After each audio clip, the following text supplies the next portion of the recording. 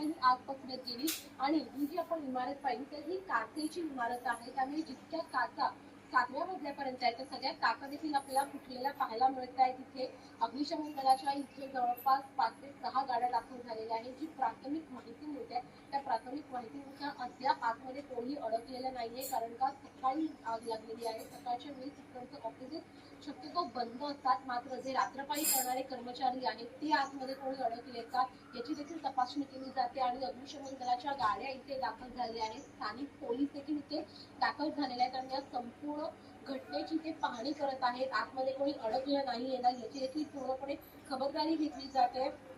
हा एक अत्यंत महत्वाचा भाग आहे, कारण का कमला हा एक कमर्शियल एरिया आहे. अनेक ऑफिसेस याच्या आजूबाजूला असतात, त्यामुळे निश्चितच दक्षता जी आहे ती देखील घेतली जात आहे. आता इतर ज्या आजूच्या इमारती आहेत त्यांचं देखील ऑडिट केलं जाईल. प्रज्ञा, यापूर्वी सुद्धा